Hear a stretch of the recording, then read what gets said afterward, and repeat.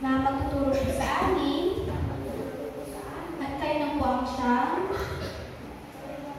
mag-guide sa amin sa umagang ito. In Jesus' name we pray. Amen.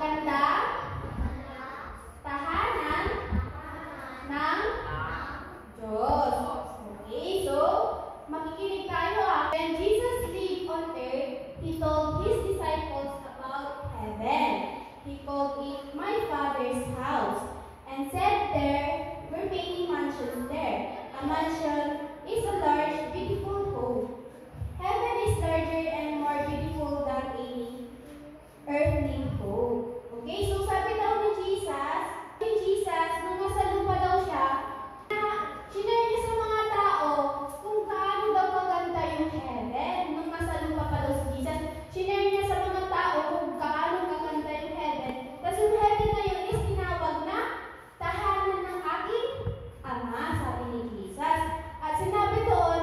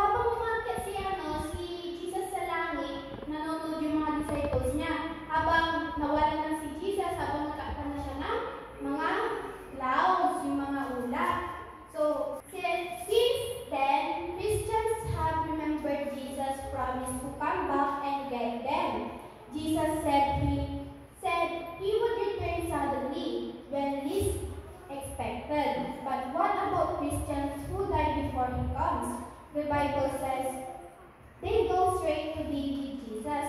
To be absent from the body is to be present with the Lord. Sinabi doon na, di ba sinabi ni Jesus, pre-promise niya na, aalis siya para mag-prepare ng place, tapos kukunin niya tayo. Kaya sabi ng mga Christians, parang kinig ng mga Christians, sino yung mga Christians? Tayo, di ba? Tayo yung mga Christian, ano?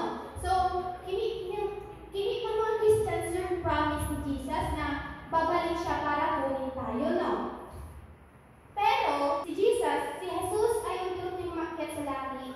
Sabi ng mga Christians, paano din daw yung mga Christians na namatay na bago bumalik si Jesus? Paano ba? Siyempre, sabi ni Jesus, diretso na daw siya makasama si God. Diretso na daw sila sa taas. Yung mga namatay na Christians bago bumalik si Jesus sa lupa, no? Revelation, the last book in the Bible, tells us how wonderful heaven is. The most wonderful thing is that in a very special way, heaven is God's home. God is everywhere, but His throne is in heaven. So, alam niyo po ano yung last book sa Bible? Last book daw sa Bible is Revelation. At sinasabi doon na kung gaano daw kakanda yung heaven. Sabi dito, the most wonderful thing is that in a very special way, heaven is God's home. So, sinasabi dito sa Revelation na book, kung gaano yung kaganda yung heaven, tapos sinasabi doon yung heaven is yung God's home daw. Yung langit ay ang tahanan ng Diyos. Okay, so, pero but His throne is in heaven. Yung throne daw ni Jesus is nasa langit. And angels and other heavenly beings worship God in heaven. So do all God's people who have died and gone to heaven. They sing special songs of praise to God. So, doon daw sa heaven, syempre, di ba sa heaven may mga angels. Ang ginagawa daw ng mga angels is worship, kumanta, gano'n, para kay God, i-praise sila, i-praise si God, gano'n, no? Kunyari, mga angels, kumakanta sila ng this is the day, sumasayaw sila ng more. Ganun yung pinagawa ng mga angels sa heaven. So, here are some words from one song they sing. You are worthy, for you have redeemed us to God by your blood out of every tribe and nation, and have made us king and priest to our God. Revelation chapter 5, verse 9.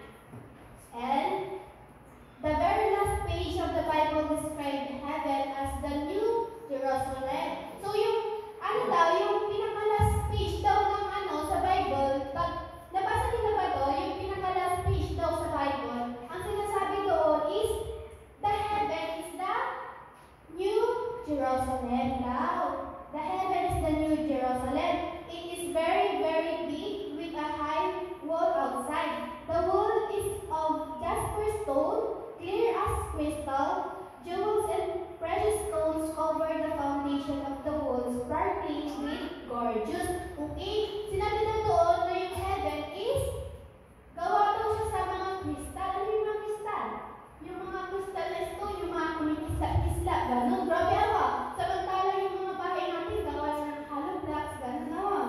Pero dun sa heaven, yung mga mansions daw doon, gawa daw ng mga crystals, kumikinang-kinang pa yan. Perfect. Okay, so those great pearly gates are never closed. Let's go in and have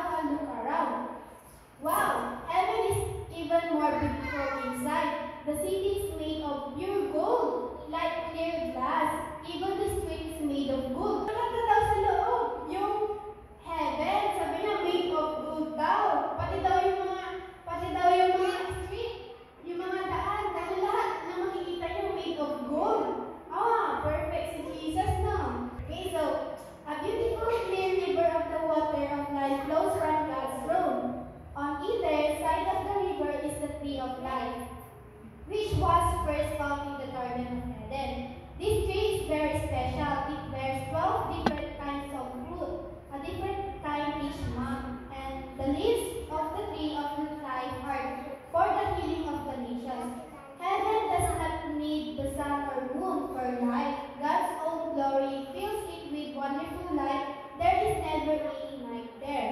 So sabi dito, yung heaven daw, hindi daw kailangan hindi niya na kailangan ng sun, ng moon. Sabi niya kasi, provide na siya ng sariling liwanag. Siyempre si Jesus na yun, di ba? So hindi na kailangan heaven na yun. Hindi, wala na ang sun, wala na moon, wala na daw night. Hindi na parang, hindi siya walang gabi, ganon. Hindi na gumana parang araw-araw is maaga doon sa heaven.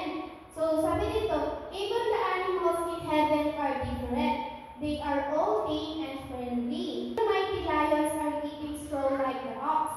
The Lord says, they shall not hurt nor destroy in all my holy mountain. So sabi din ni Jesus, yung sa heaven, yung mga animals daw doon, is hindi daw sila nangangagat, friendly daw sila.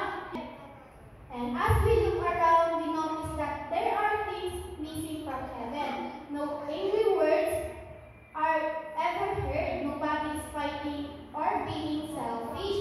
Sabi din dito, sa heaven din daw, wala tayong nakikita dun sa heaven na nag-aaway. Dito, may nakikita pa kayo nag-aaway? Of course, diba? Pero sa heaven, wala daw tayo makikita nag-aaway doon. Lahat sila is mababait. Lahat sila is bati silang lahat. Wala silang kaaway. Tapos wala rin kayong maririnig na mga bad words doon sa heaven. No? Okay, so in heaven, with God, there are no more tears. Sometimes God's people cry because of great sorrows in this life. In heaven, God will wipe away all tears. So, sa heaven din daw, wala daw taong umiiyak. Oo, umiiyak daw sila dahil sa masaya sila. Ano? Iiyak sila dahil masaya sila. Ano? Pero iiyak sila yung dahil lang sa mga problems sila, jowa nila, broken sila. Wala